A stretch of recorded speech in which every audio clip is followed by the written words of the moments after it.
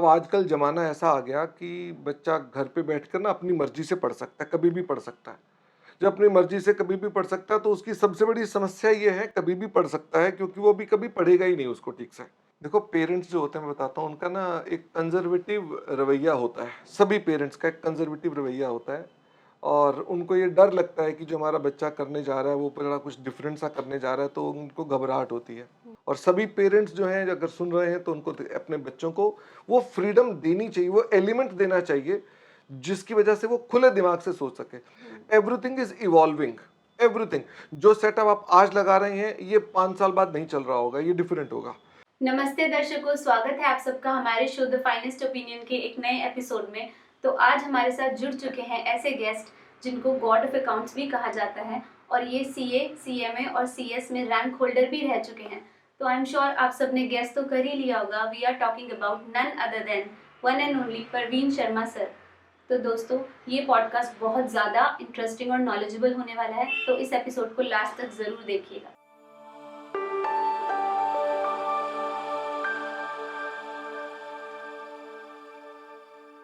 Praveen Sharma sir, नमस्कार। Welcome to our show. नमस्कार जी, और नमस्कार। इसको मैं अपना सौभाग्य समझ रही हूँ कि आज आप हमारे साथ ये पॉडकास्ट शूट कर रहे हैं। आपने मेरे को एक जो मार्गदर्शन दिया है लाइफ में, और मैं होप करती हूँ आप अब जो हमारा पॉडकास्ट देख रहे हैं, जितने भी बच्चे देख रहे हैं और जितने भी लोग देख रहे हैं, उन सबको भी इस पॉडकास्ट से एक मार्गदर्शन मिले आपका। धन्यवाद शिवानी, आपने मेरे साथ ये पॉडकास्ट करने का सोचा, मुझे बहुत अच्छा लग रहा है और मुझे लगता है कि शायद हम जो ये इंटरेक्शन करेंगे हमारे स्टूडेंट्स को और बहुत सारे लोगों को इसका काफ़ी लाभ होगा। सर, सबसे पहले मैं आपसे पूछना चाहूँगी, आपको लाइफ में टीचर बनने के लिए कहाँ से इंस्पिरेशन मिला? देखिए, टीचर बनना कोई ऐसा नहीं था कि मैंने बहुत पहले से प्लान कर लिया था कि मैं टीचर बनना चाहता हूँ। मैं एक मिडिल क्लास फैमिली से बिलॉन्ग कर रहा था और उसके अंदर क्या था कि हम लोग स्कूल जाते थे और स्कूल में पढ़ते थे। टीचर ने जो पढ़ा दिया पढ़ लिया, कोई ट्यूशन्स वगैरह पता ही नहीं था ट्यूशन्स होती क्या। मार्च 1990 की घटना है कि हमारे एक टीचर आए, मिस्टर आर के दादू। ये पश्चिम बिहार में पढ़ाते हैं और अभी भी मैं उनकी बहुत सम्मान करता हूँ। तो वो हमारे स्कूल में पढ़ाने के लिए आए। तो उन्होंने आकर के क्लासेस जब ली, वो एक कुछ सेशंस के लिए आए थे हमारे स्कूल के अंदर, तो मुझे बहुत उनसे प्रभाव हुआ कि इस तरह से भी पढ़ाया जाता है। कॉन्सेप्ट को उन्होंने बड़े अच्छे से क्लियर करके बात को समझाया, मुझे बहुत अच्छा लगा। उनसे मेरे दिमाग में ये आइडिया आया कि मुझे भी कहीं ना कहीं क्लासेस लेनी चाहिए और मैंने फिर उसके बाद क्लासेस स्टार्ट की। वो एक अलग कहानी है। मैंने क्लासेस स्टार्ट की और क्लासेस मैंने प्राइवेट पढ़ानी स्टार्ट की। फिर मैं होम ट्यूशन्स में बहुत सारे घरों में जाता था और मैंने बहुत कुछ सीखा लोगों से। मैं ये मानता हूँ कि teaching is the best profession.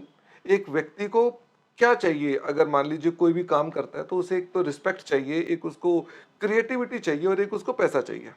ये तीनों किसी भी काम में होना बड़ा मुश्किल हो जाता है। किसी में क्रिएटिविटी है तो पैसा नहीं है, किसी में पैसा है तो रिस्पेक्ट नहीं है, कहीं कुछ और मिसिंग है। यही एक ऐसा प्रोफेशन है जहाँ तीनों चीज़ें हैं। तो वंस आई स्टार्टेड तो मुझे ये बहुत ज़्यादा एक प्रभावशाली लगा और मैंने इस वजह से इसको अपना प्रोफेशन बनाया। बीच में ऐसा भी चैलेंज आया कि मेरे परिवार ने मुझसे कहा कि अगर आप मास्टर बन जाओगे तो तुम्हारी शादी कैसे होगी, तुम कैसे जीवन में आगे चलोगे। तो मैंने फिर तब तक हमारा टीचिंग से इतना लगाव हो गया था तो मैंने कहा नहीं होगी शादी तो कोई बात नहीं। तो अल्टीमेटली मैं फिर टीचर की लाइन में बन गया। सर, जैसे आप मेरे लिए रोल मॉडल हो और आई एम श्योर बहुत सारे स्टूडेंट्स के आप रोल मॉडल हो अभी तक, लेकिन हम ये पूछना चाहते हैं, आपका रोल मॉडल कौन है लाइफ में? मेरे रोल मॉडल के अंदर मैं कोई एक रोल मॉडल नहीं मानता हूँ क्योंकि उससे एक डुप्लीकेशन हो जाती है कि मैं उसी को कॉपी कर रहा हूँ। मैं हमेशा प्रयास करता हूँ कि मैं जहाँ से भी हो सके ना बात को सीख लूँ। और मैं सबसे ज़्यादा जो सीखा वो अपने स्टूडेंट से सीखा। आपको ये बात जान के हैरानी होगी कि कई बार ऐसा होता था जब मैं बहुत यंग था, बच्चों को पढ़ाते थे ना, तो कई बार क्या होता था कि अगर एक बच्चे ने क्वेरी पूछी, हमने कोई चीज़ समझाई, उसने एक क्वेश्चन पूछा, तो हमें लगता था कि ये क्वेश्चन इसका गलत है। लेकिन उसको जब मैं ध्यान से एनालाइज करता था तो वो एक व्यू पॉइंट निकलता था। तो मुझे समझ में आना शुरू हुआ कि हमें लर्न करने के लिए कोई किताबें नहीं पढ़नी है, दूसरे के विचार को समझना है। और मेरा जो रोल मॉडल रहा है वो तो मेरे स्टूडेंट्स रोल मॉडल है। और जिनको मैं ऑलरेडी बहुत सम्मान करता हूँ, बहुत प्रेम करता हूँ, और वही मुझे अल्टीमेटली गाइड करते रहे हैं आज तक। इसके अलावा कोई रोल मॉडल्स हैं, मेरे टीचर्स हैं जो मेरे को स्कूल में पढ़ाते थे, ये दादू सर भी हैं। इसके अलावा मेरे पास मेरे बहुत जो मुझे प्रभाव जिनका मेरे पे रहा, वो मेरी आर्टिकलशिप में मैंने जब ज्वाइन किया तो वेद जैन सर, उन्होंने मेरी लाइफ पर बहुत प्रभाव डाला।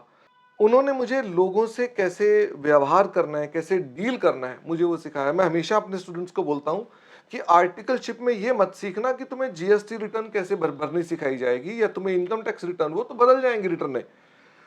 जो तुम्हें सीखना है आर्टिकलशिप में ना, वो ये सीखना है कि तुम्हें लोगों से बात कैसे करनी है, उनसे काम कैसे निकलवाना है, और कैसे बड़े प्यार से अपने आप को मेंटेन करके चलना है। तो वेजन सर मेरे लिए मैं कह सकता हूँ कि रोल मॉडल है, apart from various others. So what is your philosophy on life? Life एक लगातार चैलेंज है। मैं ये मानता हूँ कि शुरुआत में जब हम यंग थे तो एक अग्रेशन अलग था, अब थोड़ा सा सहजता ज़्यादा आती जा रही है लाइफ में। मैं ये भी मानता हूँ कि happiness is the most important criteria. मैं कोई भी अगर कोई फैसला करता हूँ तो मैं प्रयास यही करता हूँ कि इसके अंदर मुझे खुशी मिल रही है कि नहीं मिल रही है। तो मेरे लिए हैप्पीनेस सबसे इम्पॉर्टेंट है। और पहले लाइफ में ऐसी प्रायोरिटीज़ हुआ करती थी जो डिफरेंट थी, कि हमको लगता था कि हाँ ठीक है, हम ऐसा कर लेंगे तो शायद खुश हो जाएंगे। लेकिन अब मुझे समझ में आती है कि लाइफ के अंदर कहीं ना कहीं पर एक बड़ी सिंपल तरीके से जीने पर जो खुशी मिलती है, वो बहुत इम्पॉर्टेंट है। और मेरे पास लाइफ में सिर्फ यही प्रयास होता है कि हम कहाँ से भी सिंप्लीफाइड तरीके से हैप्पीनेस जनरेट कर सकें, और कोई ऑब्जेक्टिव नहीं है मेरा। आपको क्या लगता है हमारा एजुकेशन सिस्टम अभी कैसा है और क्या इसमें चेंजेस की ज़रूरत है? एजुकेशन सिस्टम में वाकई बहुत दिक्कतें हैं, और इसे सुधारने की आवश्यकता भी है। ऐसा नहीं कि ये खाली सीए में प्रॉब्लम है, या ये खाली इंजीनियरिंग में प्रॉब्लम है, ये अक्रॉस ऑल दी लेवल्स ये प्रॉब्लम चल रही है। मैं ये मानता हूँ कि हमारी प्राइमरी एजुकेशन से ही समस्या शुरू हो जाती है। हम स्टूडेंट को इवेल्युएट जो करते हैं ना, यहाँ से कहीं ना कहीं कॉज है कि इवेल्युएशन सिस्टम खराब है। हम बच्चे का ठीक से आंकलन नहीं कर पा रहे हैं कि वो ठीक पेपर दे रहा है कि गलत पेपर दे रहा है। हम ठीक से सवाल नहीं पूछ पा रहे हैं, जिसकी वजह से बच्चा क्रैमिंग भी करता है, जिसकी वजह से बच्चा रटता भी है, जिसकी वजह से एक कोचिंग के प्रति भी आकर्षित होता है। तो हमारे सिस्टम में सबसे पहले अगर हम उसका मूल्यांकन ठीक कर सकते हैं, उसका आंकलन ठीक कर सकते हैं, एक बच्चे के विषय के कंटेक्स्ट में हम उसको ठीक सवाल पूछ सकते हैं, वो सबसे ज़रूरी एक रिफॉर्म है जो हमारे देश में पेंडिंग चल रहा है। और ये अक्रॉस एवरीवेयर है। दूसरा एक और मुझे चैलेंज इसमें ये दिखता है कि हमारे एजुकेशन सिस्टम में ना जो चीज़ें बदल गई हैं, जैसे हम अपने सीए की बात करते हैं तो जो कोर्स में चैप्टर्स चेंज हो गए हैं, हम अभी भी उनको पढ़ाए चले जा रहे हैं। वैसे ही इंजीनियरिंग में भी ऐसा होगा। बहुत सारी लैंग्वेजेस बदल गई होंगी पर अभी भी वही पढ़ाए जा रहे होंगे। बहुत सारे ऐसे कंटेंट होगा जिनकी मार्केट में कोई वैल्यू नहीं है, बट वो अभी भी पढ़ाए जा रहे होंगे। यानी हमारे कोर्स में लगातार अपडेशन नहीं हो रही है, जिस वजह से प्रॉब्लम ये आ रही है कि जिन लोगों को हम प्रोड्यूस कर रहे हैं, जो हम इंजीनियर्स, चार्टर्ड अकाउंटेंट्स या कुछ लोग बना रहे हैं, वो अपने दम पर तो जो चाहें कर सकते हैं, लेकिन कहीं ना कहीं पर वो एजुकेशन सिस्टम उनको वो चीज़ प्रोवाइड नहीं कर रहा है। आज देश में एक स्टार्टअप के कंटेक्स्ट में अगर मैं कहूँ तो हमारे देश को बहुत सारे यंग स्टार्टअप्स की आवश्यकता है, लेकिन उसके लिए कोई प्रॉपर संस्था नहीं है, सरकार ने उसके लिए कोई भी सिस्टम जनरेट नहीं किया है। तो ऐसी कमियां मुझे बहुत सारी दिखती हैं, और मुझे लेकिन भरोसा है कि ये चीज़ें ठीक हो भी जाएंगी बहुत जल्द। जो यंग लोग आ रहे हैं, जो नई जनरेशन आ रही है, वो बड़ी फोकस्ड है, वो बड़ी समझदार है, और उनको ये लगता है कि हाँ हम अपनी लाइफ के अंदर कुछ बदलाव करना चाहते हैं, तो शायद उनके एफर्ट से कुछ चेंज हो भी जाए। This is my hope for the India. Success क्या है आपके नज़रिए से? सक्सेस क्या है और इसके की एलिमेंट्स क्या हैं? What is success? मैं सक्सेस को अपने पास एक कुछ स्प्लिट कर रखा है 5-7 चीज़ों के अंदर। मोटा मोटा आपको बता देता हूँ। जैसे कि मैं अपने आप को अगर कहूँ कि मैं सक्सेसफुल हूँ, तो मैं अपने आप को कैसे उसे इवेल्युएट करूंगा कि मैं सक्सेसफुल हूँ कि नहीं हूँ। आमतौर पे लोग धन से उसका आंकलन करते हैं, लेकिन ये धन एक हो सकता है प्रतिशत, इसका भी कोई 5-7% हो उसके अंदर। लेकिन मेरी हेल्थ, मैं उसकी तरफ कितना ध्यान देता हूँ, ये भी मेरी एक सक्सेस और फेलियर को दिखाता है। तो मैंने ऐसे अपने पास कुछ पॉइंट्स रखे हुए हैं, मोटे मोटे 5 पॉइंट्स रखे हुए हैं। मैं मानता हूँ कि मेरा बिजनेस, नंबर 2 मेरे रिलेशनशिप्स, मेरा परिवार, मेरे मित्र, मेरे बंधु, मैं उनको कितना समय देता हूँ, मैं उनके साथ कितना कैसा व्यवहार करता हूँ। मैं सब पता चला बहुत पैसा कमा रहा हूँ लेकिन मेरे रिश्तेदार मुझसे नाराज रहें तो ये बड़ा खराब काम है। तो मुझे लगता है कि मैं रिलेशन को भी एक बहुत इंपॉर्टेंस देता हूँ सक्सेस के अंदर। इसके अलावा ऑफ कोर्स हमारा एजुकेशन सिस्टम कि हम जो अपनी पढ़ाई करते हैं, मुझे लगता है वो बहुत ज़रूरी है। मैं अपने आप को लगातार पढ़ रहा हूँ कि नहीं, लगातार कुछ सीख रहा हूँ कि नहीं, मैं वहाँ पर भी ध्यान, अगर वही चीज़ जो पढ़ी हुई है उसी को पढ़ाए चले जाएँ तो मुझे लगता है ये बेकार है। तो मैंने ऐसे अपने पास कुछ क्राइटेरियाज रखे हुए हैं। तो जब मैं किसी का भी या अपना आंकलन करता हूं तो मेरा ध्यान यही होता है कि क्या मैं हर चीज को चेक मार्क कर पा रहा हूं कि नहीं, कि मैं अपने पास हेल्थ को भी पूरा ध्यान दे रहा हूं, रिलेशन को भी दे रहा हूं, पढ़ाई को भी दे रहा हूं, धन को भी दे रहा हूं। ये सारे फैक्टर्स जो है ना मिलकर किसी की सक्सेस को बताते हैं। तो कई बार मुझे बड़ा खोखलापन महसूस होता था बीच में। मैं 1990 से पढ़ाना स्टार्ट हुआ और वर्ष 2018 या 19 तक, जब तक कोविड नहीं आया था उससे पहले तक मैं बहुत बिजी रहता था, लगातार पढ़ाए जा रहे हैं, पढ़ाए जा रहे हैं, पढ़ाए जा रहे हैं।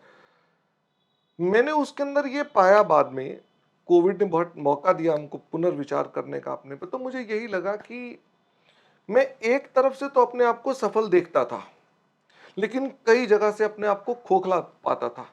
तो मैंने वो बदलाव करने का फिर प्रयास किया और अब मैं अपनी लाइफ में उन पॉइंट्स को भी ज़्यादा ध्यान देता हूँ जो पॉइंट्स मैंने 2020 से पहले नहीं ध्यान दिए थे। तो मैं अपने स्टूडेंट्स को भी यही कहूँगा कि कहीं ना कहीं लाइफ का मतलब केवल ये नहीं है कि आपने पैसा कमा लिया या आपने कोई बिजनेस स्टार्ट कर दिया और उसमें कोई ऊंचाई को पार कर लिया। ये बहुत ज़रूरी है कि हम अपने परिवार को कैसा ख्याल रखते हैं, हम अपनी हेल्थ का कैसा ख्याल रखते हैं, हम अपने मित्रों के साथ कैसा व्यवहार करते हैं, ये कई हैं। हम अपने समाज के लिए क्या कर सकते हैं, ये बहुत बड़ा मुझे लगता है कि काम हम सबको करना चाहिए। और ये किसी की जब ये सारे काम वो करता है तो माना जाना चाहिए कि वो सक्सेसफुल है। तो कहीं ना कहीं सक्सेस का मतलब मुझे इन सब का एक मिश्रण दिखाई देता है। तो किसी भी व्यक्ति को सफल या असफल इन सब पॉइंट्स को जोड़ करके देखना चाहिए। सर, आप अभी भी डिमोटिवेटेड फील करते हो कभी? आपने बोला मैं अभी भी कभी डिमोटिवेट होता हूँ, कई बार ऐसा होता है, अपने आप को बार बार मोटिवेट करने की आवश्यकता पड़ती है। कैसे करते हैं? मैं आमतौर पे डिमोटिवेट जब होता हूँ तो मेरा बेंचमार्क वही होता है कि मुझे लगता है कि मैं इस जगह पर वहाँ वो परफेक्शन नहीं ला पाया जो मुझे लानी चाहिए थी। चाहे मैंने कोई क्लास ली है और उस क्लास के अंदर मुझे लगा कि मैं उस बात को बेहतर पढ़ा सकता था, तो मैं उस दिन बड़ा उदास सा रहता हूँ। मुझे लगता है नहीं नहीं, मैंने इस चीज़ को अगर ऐसे पढ़ाता तो और कितना अच्छा रहता।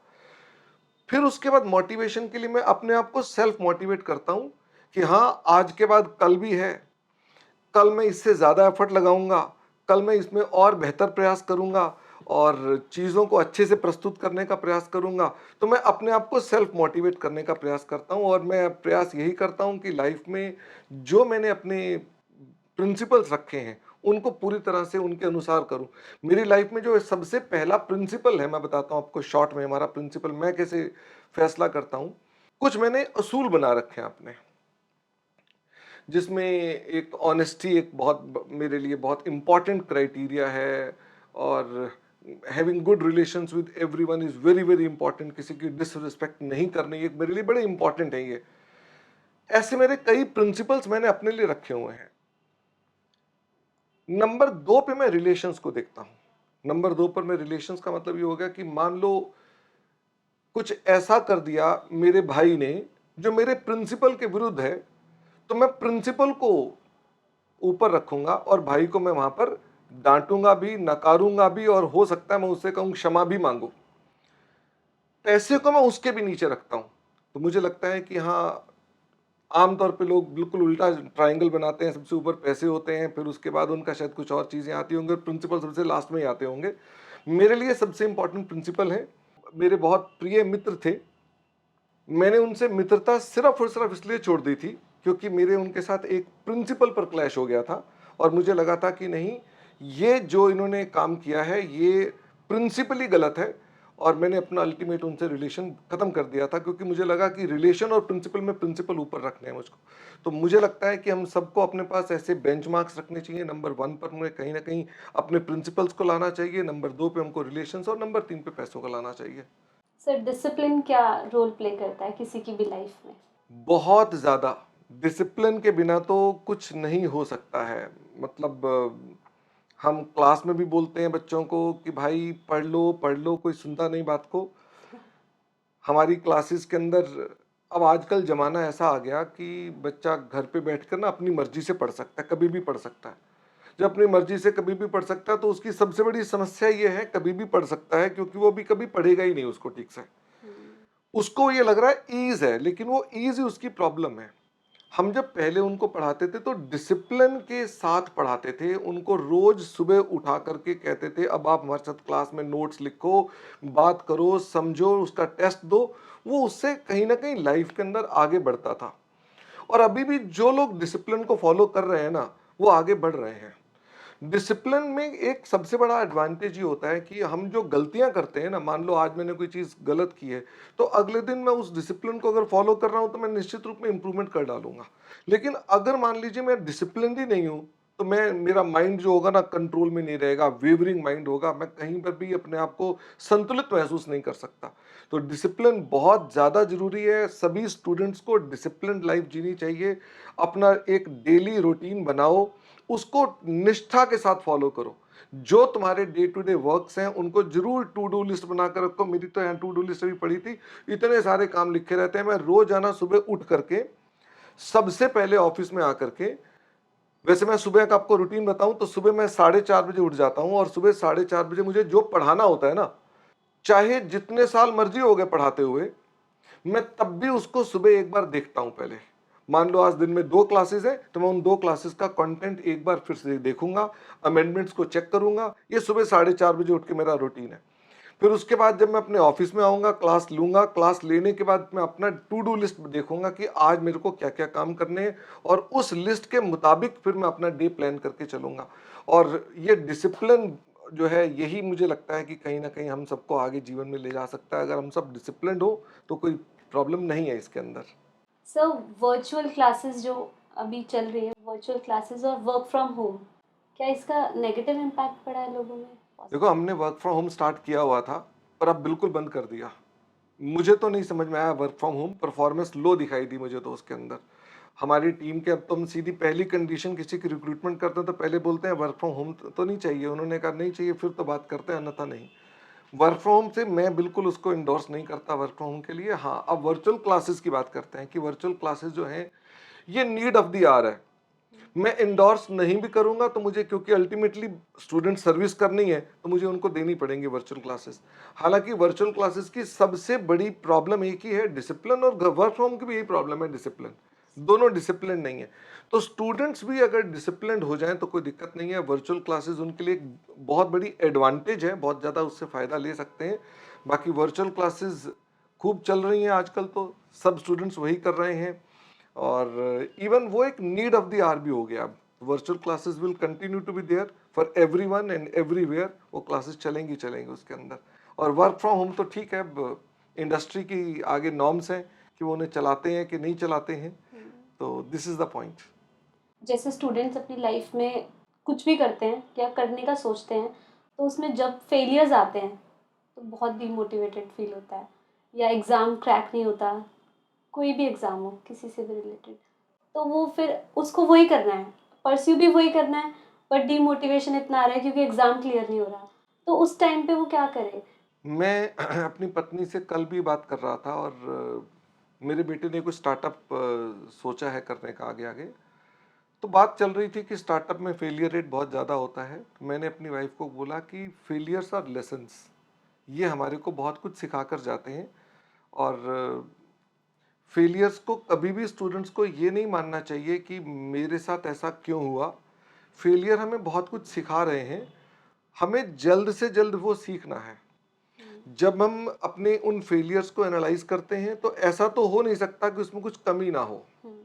हमें कुछ ना कुछ, चाहे वो हमारी प्लानिंग में कमी हो, चाहे हमारे डिसिप्लिन में कमी हो, चाहे हमारी वर्किंग स्टाइल में दिक्कत हो, कहीं ना कहीं तो ऐसी दिक्कत है जिस वजह से रिजल्ट हमारा फेलियर आता है।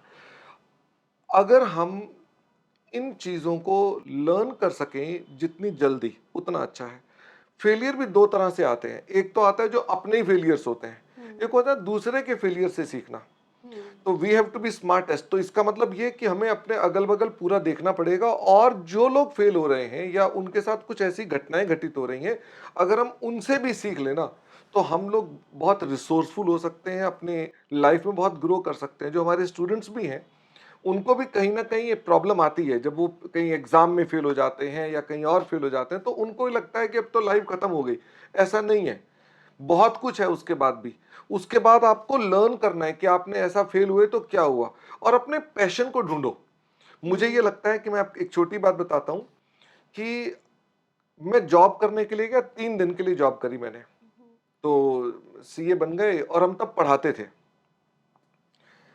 अब पढ़ाते थे लेकिन दोस्त सारे जॉब में चले गए। अब सबने कहा जॉब करनी जॉब करनी, मैंने कहा चलो हम भी जॉब में चलते हैं। थर्ड डे मैंने जॉब छोड़ दी थी वो, क्योंकि मुझे ये लगा कि मेरे को ये समझ में नहीं आता है। रदर उन 3 दिनों के अंदर मुझे एक चीज क्लियर हो गई कि मुझे टीचिंग में ही रहना है, और पूरे पैशन के साथ मैं यही काम करता रहा। अगर मेरा काम, मेरा पैशन है ना, तो मुझे पता नहीं चलेगा 12 घंटे में काम कर रहा हूँ। मुझे रिटायर होने की आवश्यकता नहीं। कई बार ऐसा भी होता है, लोग पूछते हैं शर्मा जी आप रिटायर कब हो रहे हैं, आप रिटायर कब हो रहे हैं। सबसे सीनियर मेरे, अब ना इस समय सबकी नजर हम पर ही है कि शर्मा जी सबसे सीनियर आदमी हो गए हैं, अब इन्होंने ही रिटायरमेंट लेनी है। बट मुझे लगता है ये मेरा पैशन है। जब मेरा पैशन है तो मैं 12-12 घंटे काम करता हूं, तो मुझे लगता है कोई दिक्कत नहीं। रिटायरमेंट के बाद भी तो आदमी पैशन ही करता, तो मैं पैशन ही कर रहा हूं। तो इट्स नथिंग लाइक दिस। तो हम लोग अपने लाइफ के अंदर अपने पैशन को फॉलो करें, और बिल्कुल घबराएं नहीं कि हाँ फेलियर्स हो सकते हैं इसके अंदर। जब कोई भी बच्चा प्रोफेशनल स्टडीज करता है आफ्टर 12th +2 के बाद, उस जर्नी में, वो जर्नी होती है काफ़ी बड़ी, उसमें उनके पेरेंट्स का क्या रोल होता है और क्या होना चाहिए आपके हिसाब से? देखो, पेरेंट्स जो होते हैं, मैं बताता हूँ, उनका ना एक कंजर्वेटिव रवैया होता है। सभी पेरेंट्स का एक कंजर्वेटिव रवैया होता है, और उनको ये डर लगता है कि जो हमारा बच्चा करने जा रहा है वो बड़ा कुछ डिफरेंट सा करने जा रहा है, तो उनको घबराहट होती है।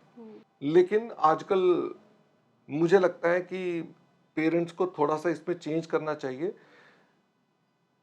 बहुत सारे स्टूडेंट्स मैंने देखे हैं जिनके पेरेंट्स उनको कहते थे ऐसा मत करना, सीए बनने के बाद जॉब ही करना, या सीए बनने के बाद उनके प्रैक्टिस में चले जाना।